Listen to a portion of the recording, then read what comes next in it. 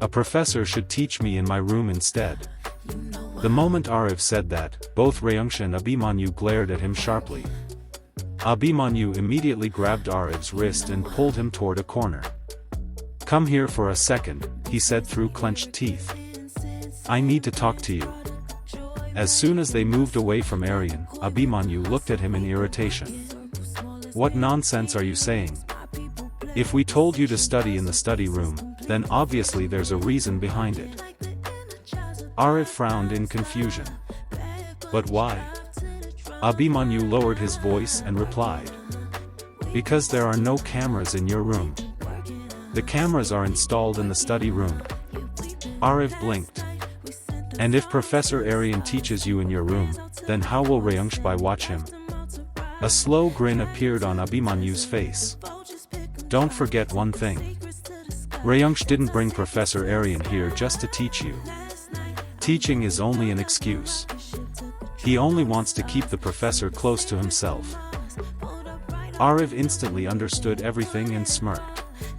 "Oh, now I get it." Abhimanyu rolled his eyes. "So stop creating problems and quietly study in the study room. That way Reyansh can comfortably keep an eye on the professor." Then he looked toward Aryan, who was waiting for them. "Come on now. Who knows what the professor must be thinking about us?"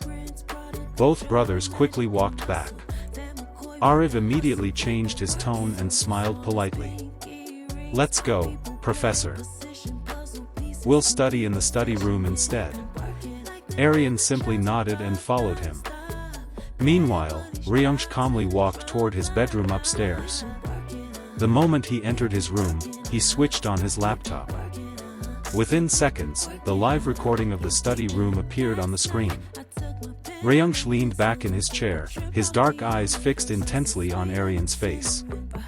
Not even for a second did his gaze leave him. A faint smile slowly appeared on his lips. "There's definitely something different about you, Professor. The very first time I saw you, you stayed in my mind." His eyes darkened dangerously. "You're not as simple as you pretend to be. You hide things behind those calm expressions. Your eyes, they're always searching for something." Reyansh stared at the screen almost obsessively. "That's exactly why I brought you close to me. You're hiding a huge secret inside yourself. You have two faces. The face you show the world isn't your real one." He slowly rested his chin against his fingers. "But no problem. Nothing can stay hidden from my eyes forever. One day, I'll uncover your truth myself." His gaze softened possessively while looking at Aryan on the screen. "And whatever your truth is, you belong to me. And you'll always remain mine." At the same time, Aryan was teaching Aarav normally in the study room. Surprisingly, Aarav didn't look dangerous at all. In fact, he appeared like a completely ordinary student. Calm, polite, focused. Looking at him, nobody would ever imagine that this same boy had already ruined countless lives. Aryan quietly observed him while explaining the lesson. Who would believe someone this innocent-looking could be so dangerous? If I didn't know his reality already, even I would have considered him a decent and intelligent boy like everyone else. But Aryan stayed extremely careful. By now, he had already figured out that cameras were installed all around the mansion. And he knew very well that Reyansh was watching him through them at this very moment. That was why he didn't do anything suspicious. Not a single abnormal expression. Not a single careless move. He already knew Reyansh wouldn't trust him so easily. A man like Reyansh Rajchand would definitely keep him under surveillance. After a while, the study session finally ended. Aryan closed the notebook and looked at Aarav calmly. "Okay, Aarav. That's enough for today. We'll continue tomorrow. I hope you understood everything." Aarav immediately nodded obediently. "Yes, Professor. I understood everything perfectly. You explained things so well, how could I not understand?" Aryan gave him a faint smile. Good. Then I'll leave now. Aarav stood up instantly. Sure, Professor. Come with me. On the other side of the city, Trisha was still sitting inside her office. And standing beside her was Aramaan. Or more accurately, a helpless and bored Aramaan. He had absolutely no work to do. Still, Trisha had purposely kept him there beside her for hours. The entire office floor was already empty. All the employees had gone home long ago. Only the two of them remained. Aramaan sighed internally while standing there. What kind of weird job is this? I've been standing here forever even though I have no work at all. Why is she keeping me here for no reason? Meanwhile, Trisha was secretly enjoying every single expression on his face. She knew he was bored. But she didn't care. In fact, she had intentionally delayed her work just to spend more time with him. She simply wanted Aramaan near her. After some more time, Trisha finally closed her laptop. My work is finished, she said casually. We should leave now. The moment Aramaan heard that, he almost felt emotional relief. Finally. He could escape now. But unlike him, a strange and cunning smile appeared on Trisha's face. It was obvious something was going on inside her mind. Both of them walked downstairs together. The moment Trisha reached outside the building, she suddenly looked around in fake confusion. Where's my car? She asked dramatically. Why hasn't the driver brought it yet? Hearing her, Aramaan stepped forward politely. Ma'am, maybe you should call your driver and ask where he is. Trisha immediately nodded. Yes, right. I'm calling him now. She quickly dialed the number. The driver picked up instantly. Trisha hurriedly spoke. Where are you? Why haven't you come yet? From the other side, the driver replied nervously. Ma'am, the car met with an accident. Trisha widened her eyes dramatically. Accident? Are you okay? Yes, ma'am, I'm fine, the driver answered quickly. But the car is damaged badly. I won't be able to come pick you up. Trisha pretended to sound worried. All right. It's fine. I'll manage. The moment the call ended, Aramaan looked at her. What happened, ma'am? Is there some problem? Trisha sighed softly. My driver can't come to pick me up now. Then suddenly, as if an idea struck her mind, she looked directly at him. You brought your car today, right?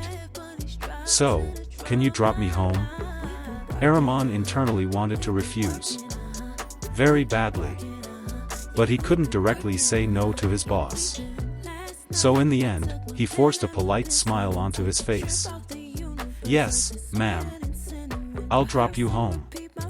I'll bring the car. Please wait here. The moment Aramaan left, Trisha's fake worried expression disappeared completely.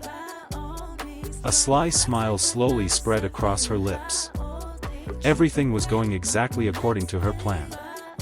A few minutes later, Aramaan brought the car. Trisha immediately sat in the passenger seat. The moment she settled inside, Aramaan started driving. Throughout the entire ride, Trisha's eyes never left him even once. She kept staring at him non-stop. Meanwhile, Aramaan's attention remained completely focused on the road. He only wanted to drop her quickly and escape. That was why he was driving much faster than usual. But Trisha's thoughts were somewhere else entirely. Mayank darling. Why do you keep running away from me? You have no idea how much I love you. Since the first day I saw you in college. I fell in love with you. Then suddenly you disappeared. You left college without a word. Do you know how desperately I searched for you? But this time, I won't let you go anywhere. And if you try to leave me again, I swear I'll kidnap you and lock you inside my house forever. A crazy smile appeared on her lips while staring at him silently. Almost 2 hours later, they finally reached the mansion because of heavy traffic. Aramaan stopped the car and looked toward her. "Ma'am, we've reached your house." But Trisha didn't respond. She was still lost in her obsessive thoughts. Seeing no reaction, Aramaan lightly tapped her shoulder. Only then did she snap out of her trance. What happened?" Aramaan repeated patiently. "Ma'am, we've reached." Trisha looked outside and frowned dramatically. "We reached so quickly." Aramaan almost choked internally. Quickly? It literally took 2 hours because of traffic. This woman is seriously strange. Both of them stepped out of the car. Aramaan immediately said politely, "Okay, ma'am. I'll leave now." But Trisha instantly stopped him. "What's the hurry? At least come inside and rest for a while before leaving." Aramaan tried refusing several times. But Trisha kept insisting stubbornly. In the end, he had no choice except agreeing. Both of them walked inside the mansion together. The moment Trisha entered the hall, her eyes landed on the people sitting there. Reyansh, Abhimanyu, Aarav, and Aryan. But strangely, Trisha's attention stopped on Aryan for a second. She walked toward them. The moment she arrived, Reyansh spoke calmly. "Trisha, meet him. He's Professor Aryan." Trisha smiled elegantly. "Oh, so you're the famous professor. I've heard so much about you from Big Brother. It's nice meeting you." Aryan returned a faint polite smile. "Nice meeting you too." Suddenly Trisha remembered Aramaan. She turned back and noticed he was still standing awkwardly near the entrance instead of coming inside. Immediately, she walked back toward him. "What are you doing there? Come inside." Without warning, she grabbed his hand and pulled him along with her. The sudden physical contact made Aramaan extremely uncomfortable. The moment everyone saw Trisha dragging him inside while holding his hand, they were all shocked. Especially Aryan. And the moment Aramaan's eyes landed on Aryan, he froze too. Trisha smiled casually. "This is Aramaan, my new assistant. My car broke down, so he dropped me home. I told him to rest here for a while before leaving." As soon as she finished speaking, Abhimanyu grinned. "Good decision. Aramaan, you should sit with us too." Reyansh also nodded slightly. Aramaan quietly sat down on the sofa. Meanwhile, countless questions were running inside Aryan's mind. Something about this entire situation felt wrong. Very wrong. The way Trisha brought Aramaan home. The way she was holding his hand. Nothing about it felt normal at all. Then Trisha smiled brightly. "I'll bring something for everyone." And she walked toward the kitchen. Immediately, Aarav stood up too. "I'll come with you." He followed her into the kitchen. The moment they entered, Aarav smirked mischievously. "Wow. Today is definitely special. For the first time ever, Jijaji has finally come home." Trisha burst into laughter. "Not only Jijaji. Our future Bobby has also arrived today." Aarav laughed loudly. After searching for so many years, you finally found Jijaji. But honestly, he's way too shy. He wouldn't even come inside himself. You had to drag him in by holding his hand." Trisha laughed shamelessly. "It's okay. He's shy. And I'm completely shameless. Our balance will be perfect." Both siblings started laughing together inside the kitchen. Meanwhile outside, everyone was having normal conversation. Except Aramaan. He sat there completely silent. Seeing him so quiet, Abhimanyu finally spoke. "Aramaan, are you always this silent? Or are you only like this in front of us? You've been sitting quietly since the beginning. At least say something. Aramaan smiled awkwardly. It's nothing like that. I'm just an introvert. I don't talk much. Abhimanyu immediately laughed. No problem. Trisha talks enough for 10 people. She'll teach you how to talk. Then he smirked meaningfully. And trust me, she knows many other things too. Aryan silently watched everything happening around him. The atmosphere felt strange. Too strange. The Rai-chans were behaving far too friendly with Aramaan. And somehow, that made Aryan even more suspicious. Aryan found the entire situation extremely strange. As he sat quietly in the hall, his sharp eyes carefully observed everyone around him. The way the Rai-chan family was behaving with Aramaan didn't feel normal at all. Something about it deeply bothered him. Inside his mind, Aryan thought suspiciously. Isn't this a little too much? Aramaan is just Trisha's assistant, then why is everyone treating him with so much respect? None of this makes sense. Something is definitely wrong here. A dangerous thought suddenly crossed his mind. Did they somehow find out Armaan's real identity? The moment that possibility appeared in his head, Aryan's entire expression darkened. If the Rai-chans truly knew who Aramaan really was, then the situation was far more dangerous than he had imagined. That would mean Aramaan had unknowingly walked straight into the enemy's territory. And his life could already be in danger. Aryan slowly clenched his fists while suppressing the storm of anger rising inside him. I need to warn Aramaan somehow. If these people even dare to touch him, I'll destroy their entire world. For the members of the NIA team, they were more than just colleagues. They were family. If one person got hurt, everyone felt that pain. And whenever danger came for one member, the others would stand beside them no matter what. Meanwhile, everyone in the hall continued talking casually as if nothing unusual was happening. After some time, Aramaan finally spoke softly. I think I should leave now. Trisha clearly didn't want him to go. The possessiveness in her eyes was impossible to hide. But in front of everyone, she couldn't force him to stay anymore. At the same moment, Aryan also stood up. I should leave too. The instant those words left his mouth, Reyansh immediately said. Alright, Professor. I'll drop you home. Before Aryan could answer, Aramaan suddenly spoke. Where do you need to go, Mr. Aryan? Aryan replied naturally.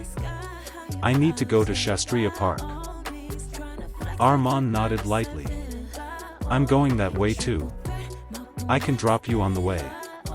The moment Reyansh heard that, a faint displeasure appeared in his eyes. It's fine, Aramaan, Reyansh said calmly. You go ahead. I'll drop the professor myself. But before Reyansh could insist further, Aryan quickly interrupted. No, Mr. Reyansh. You don't need to trouble yourself. I'll go with Aramaan. Reyansh wanted to refuse. In truth, he wanted to spend more time alone with Aryan. But now he had no proper reason to stop him. After a few seconds of silence, Reyansh finally nodded unwillingly. Alright, Professor. After saying goodbye to everyone, Aryan and Aramaan left the mansion together. The moment they stepped outside, Aryan finally felt like he could breathe properly again. That mansion felt suffocating to him. As soon as they reached the car, Aryan immediately sat in the driver's seat while Aramaan took the passenger seat beside him. Without wasting a second, Aryan started the car. Right now, he didn't want to stay near the Rai-chans even for another moment. The car slowly moved away from the mansion. For a few minutes, silence filled the atmosphere inside the vehicle. Then Aryan finally spoke while keeping his eyes on the road. When did you start working with Trisha? Aramaan replied. From today itself, sir. Aryan instantly frowned. And on the very first day of your job, she brought you to Reyansh mansion? There was obvious disbelief in his voice. Forget entering that mansion, ordinary people aren't even allowed to wander near it. Yet she brought you there so easily. Aryan narrowed his eyes thoughtfully. This whole thing feels suspicious. Then he asked another question. Weren't you working somewhere else before this? Then how did you suddenly end up in Trisha's company? Aramaan sighed softly before answering. Sir, I was working at another company earlier. But suddenly my boss fired me. Aryan looked shocked. Without any reason? How is that even possible? There has to be some reason. But Aramaan immediately shook his head. No, sir. There really wasn't any reason. His expression turned confused as he continued. In fact, just one day before firing me, my boss told me that I was the best employee in the office, that I handled all my work perfectly. Aryan's brows furrowed even deeper. One day he praised you, and the very next day he fired you. His instincts immediately sensed danger. Something is definitely wrong. Then he asked. Forget that for now. Tell me this instead, how did you reach Trisha's company? Aramaan explained slowly. Sir, after I lost my job, I received a call that same night. A man from their company said they urgently needed an employee. Before he could continue, Aryan interrupted sharply. But you never even applied there. Then how did they get your number? And how did they already know you needed a job? Aramaan gave a helpless smile. That's exactly what I couldn't understand either, sir. Still. I agreed. Aryan stayed silent and listened carefully. Aramaan continued. After that, they made me sign a contract. Aryan immediately asked. What kind of contract? Aramaan replied. It stated that I cannot leave the job for the next 6 months. And if I quit before that, I'll have to pay a huge penalty. Aryan's expression darkened instantly. Now everything sounded even more suspicious. Aramaan continued speaking. Sir, I thought I would be handling office work. But after I reached there, Trisha told me that I was actually hired as her personal assistant. She said I have to stay around her all the time. Aryan silently listened to every word. Then Aramaan added. And after office hours, when I was about to leave, Trisha suddenly said her driver couldn't come to pick her up. So she asked me to drop her home. The moment Aryan heard that, he immediately said. Impossible. Aramaan looked at him in confusion. Aryan spoke coldly. Trisha's driver not showing up? That's impossible. She's Reyansh Rajchand's sister and one of the most powerful businesswomen in the city. You're telling me someone like her had no backup security? No extra cars? No other drivers?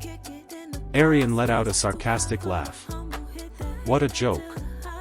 Then his voice turned serious again. That entire thing was planned. She wanted to come with you, Aramaan. That's why she created all that drama. Hearing that, Aramaan slowly nodded. Sir, she behaves very strangely with me. She keeps me in front of her all the time. I literally had no work in the office today, yet she still forced me to stay beside her the entire time. He hesitated slightly before speaking again. It almost feels like she's scared I might run away. Aryan listened carefully. Every single thing made him more suspicious. After thinking silently for a while, Aryan finally spoke. Aramaan, when you entered the mansion with Trisha, all 3 brothers looked shocked at first. But the moment Trisha introduced you by name, they suddenly became normal. Aryan's eyes darkened dangerously. It felt like they already knew who you were. Both Aryan and Aramaan fell silent. The atmosphere inside the car became heavy. A strange uneasiness spread between them. After a long pause, Aryan finally spoke seriously. Be careful, Aramaan. If anything feels even slightly wrong, inform me immediately. Aramaan silently nodded in agreement. After explaining everything carefully to Aramaan, Aryan finally fell silent. A heavy tension still lingered inside the car. A few minutes later, the car slowly stopped outside Armaan's house. Aryan turned off the engine, and both of them stepped out of the car. The cold night breeze brushed against them as Aryan suddenly said in a serious voice, "Aramaan, I need your bike." Aramaan looked at him in confusion. "And I'll also need a mask, a cap, and a pair of glasses." Without asking unnecessary questions, Aramaan simply nodded. "Okay, sir." He immediately went inside the house. A few minutes later, he returned carrying all the things Aryan had asked for. Aryan quickly wore the black mask, the cap, and the glasses, completely hiding his identity. Then he took the bike keys from Aramaan. Without wasting another second, he sat on the bike and sped away from there at full speed. The loud sound of the engine echoed through the empty road. After Aryan disappeared from sight, Aramaan also quietly went back inside his house. Meanwhile, Aryan continued riding the bike at an extremely fast speed. The cold wind hit his face aggressively, but his expression remained dark and restless. After some time, the bike finally stopped in front of a small old house. This was the same house Aryan had visited once before. The same hidden place. The same woman. Aryan quickly got off the bike and rang the doorbell. A few moments later, the door slowly opened. An older woman stepped outside. The moment she saw him, her eyes softened instantly. Without saying a single word, Aryan immediately entered the house and quickly locked the door behind him. As soon as the door closed, all the strength inside him seemed to disappear. He suddenly hugged the woman tightly. The woman also wrapped her arms around him lovingly, holding him close like she was protecting a wounded child. For several moments, neither of them spoke anything. Aryan simply remained in her embrace silently. Then slowly, he pulled away. His eyes had already turned red. Tears had appeared in them. The woman gently wiped his tears using the edge of her sari. Then she lovingly held his face in both her hands and asked softly, "What happened to my brave child?" Hearing those words, Aryan's expression instantly broke further. He tried to smile weakly. "Nothing happened, Ma. I just missed you, so I came here." His voice slowly became heavier. "I'm getting tired, Ma.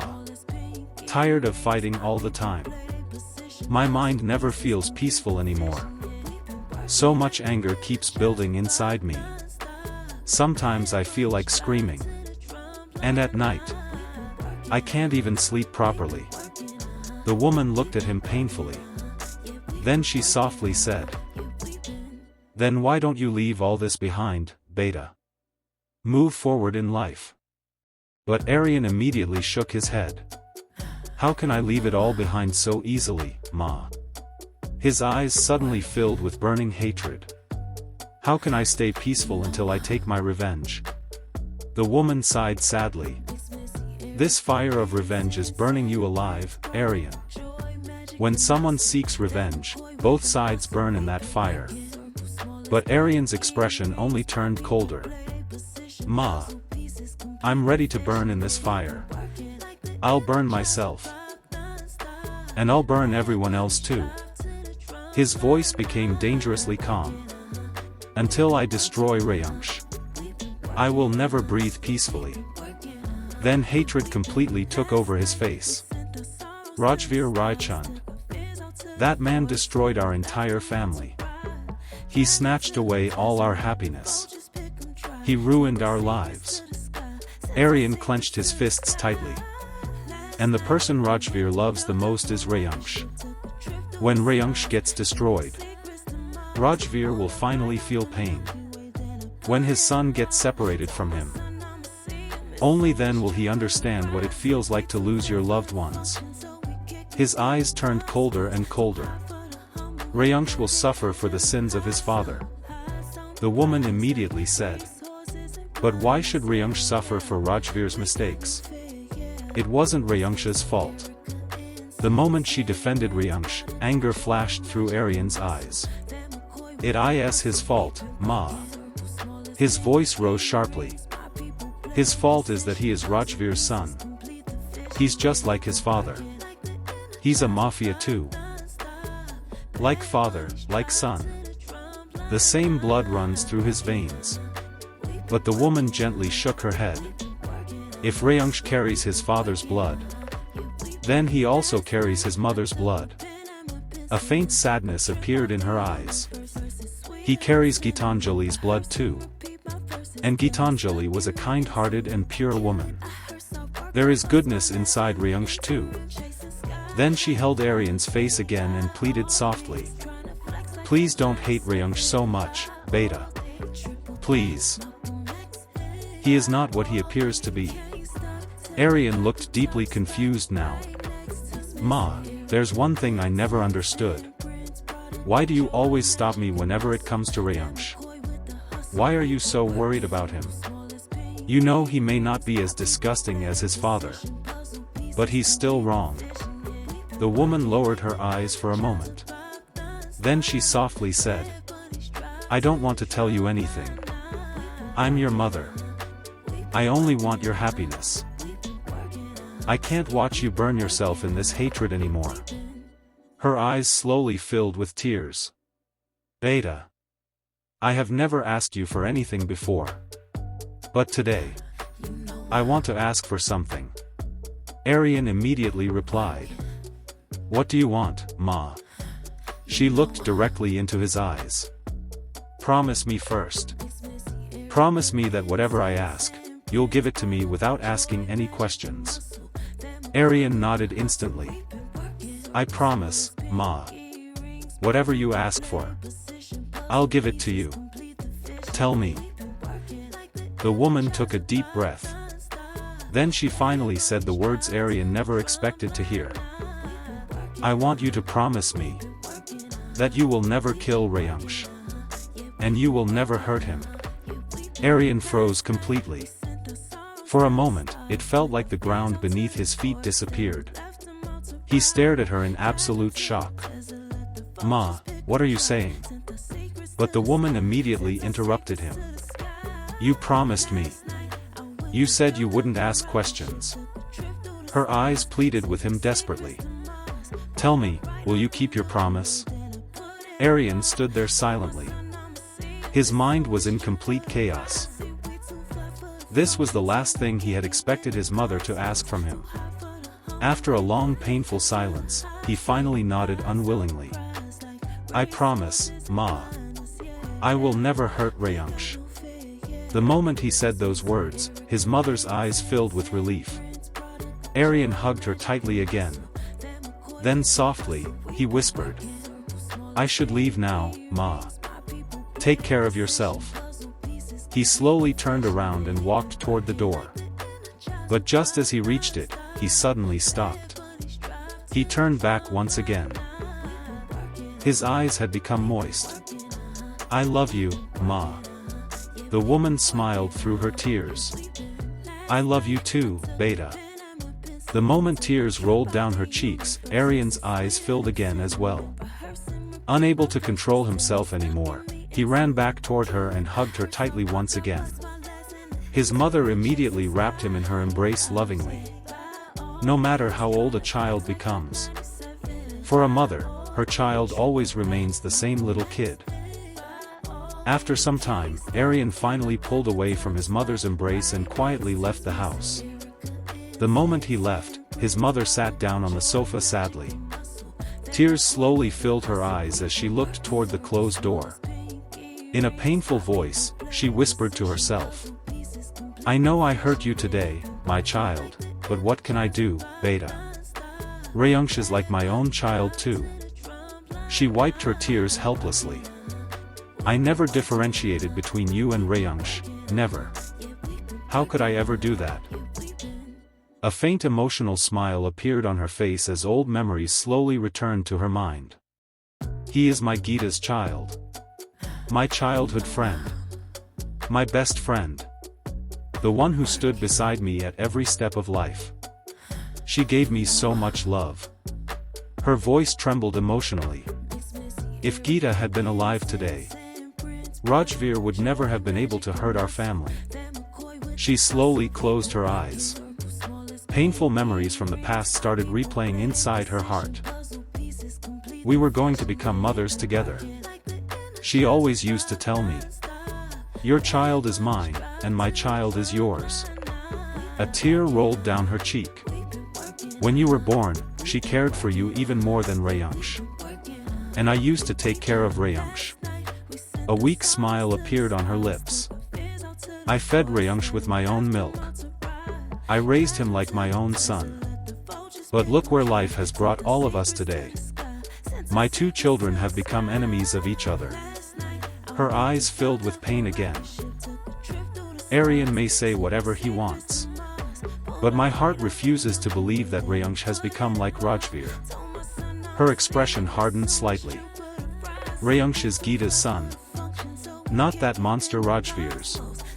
Meanwhile, after some time, Aryan finally reached his house. The moment he entered inside, he immediately started drinking. Today, he drank far more than usual.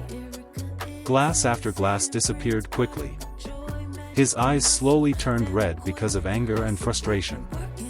"Ma, why did you do this?" He muttered painfully. "Why are you trying to protect Reyansh?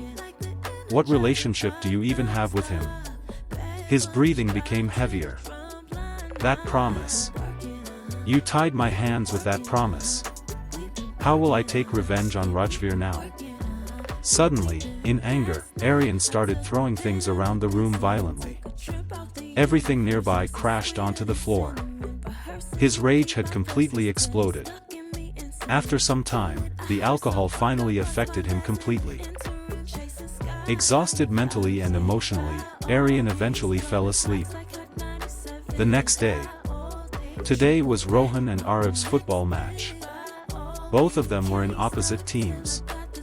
Not only that, both were captains of their respective teams. Even before the match started, tension could already be felt between them. Inside the locker room, everyone was busy changing clothes and preparing for the match. Aarav was also standing there casually while changing. Just then, Rohan entered the locker room. The moment he saw Aarav, a challenging smirk appeared on his face. Walking toward him confidently, Rohan said, "So, Aarav, how are you?" Aarav immediately gave him a bright smile full of mockery. "You'll feel very sad after hearing this. But I'm extremely happy." Rohan also mocked him back confidently. "It actually feels really good hearing that. Because your happiness is only temporary. After this match, a mountain of sadness is about to fall on you." Then he casually added, "I heard your football team has been winning for many years. You were the school champion too, right?" A proud smile instantly appeared on Aarav's face. "You heard correctly. I always win. And this time too. I'll be the one winning." But Rohan immediately shook his head confidently. No. Not this time. You've been winning until now because I wasn't on the field. But now I'm here. So prepare yourself to lose." Then a dangerous smile appeared on his face. "In fact, you should start getting used to losing. Because from now on, I'm never going to let you win again." Aarav narrowed his eyes slightly. Such overconfidence. Then suddenly, a mischievous smile appeared on his face. "Fine then. Let's make a bet." Rohan crossed his arms. "What kind of bet?" Aarav's smile became even more dangerous. "Whoever loses will have to live as the other person's servant for 1 week." Rohan raised an eyebrow. Aarav continued confidently. "If you win, I'll become your servant for 1 week. But if I win, then you'll become my servant for the next week. And during that 1 week, whatever the winner says, the loser will have to obey. Then Aarav smirked and said teasingly, "So tell me, Rohan Babu, do you accept the bet?" Rohan immediately replied confidently, "Yes, I accept." Both of them looked at each other with crooked competitive smiles. Then they walked away. After some time, the match finally started. Both teams gave each other fierce competition. Neither side was ready to lose. The game became extremely intense. But suddenly, because of the strong heat, 2 members of Rohan's team started feeling dizzy and had to leave the field. Because of that, Rohan's team became weaker. Aarav's team immediately started dominating the match. Even then, Rohan's team refused to give up. They fought till the very end. But in the end, they lost. And Aarav's team won the match. The moment Aarav won, he became so happy that he immediately removed his t-shirt in excitement. Seeing Aarav shirtless, many girls in the audience almost went crazy. Everyone's eyes were fixed on Aarav. But Aarav's eyes were only focused on Rohan. The disappointment of defeat was clearly visible on Rohan's face. After some time, everyone returned to the locker room. Rohan was about to go inside to change clothes when suddenly Aarav stopped him. Aarav stepped directly in front of him and smirked. "So, Rohan, how are you feeling now?" But Rohan didn't reply at all. Seeing him silent, Aarav teased again. "What happened? Why aren't you saying anything?" Then Aarav suddenly acted dramatically. "Oh God, no. Don't tell me losing the match shocked you so badly that you lost your voice." He placed a hand dramatically over his chest. "That can't happen. Your spicy chili-like sharp voice can't disappear so easily." Hearing Aarav's non-stop teasing, irritation immediately appeared on Rohan's face. Finally, Rohan snapped angrily. "Stop your nonsense. My voice is perfectly fine. Nothing happened to me." The moment Aarav heard him shouting, he suddenly cheered excitedly. "Oh my God! My spicy chili's voice is perfectly fine. It's still running non-stop like scissors."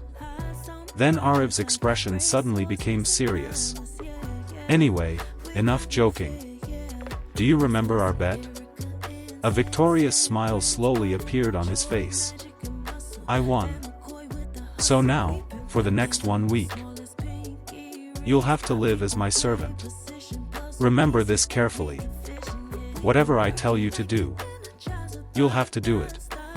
Then Aarav slowly stepped closer toward Rohan and said in a lower voice, "Whatever I say,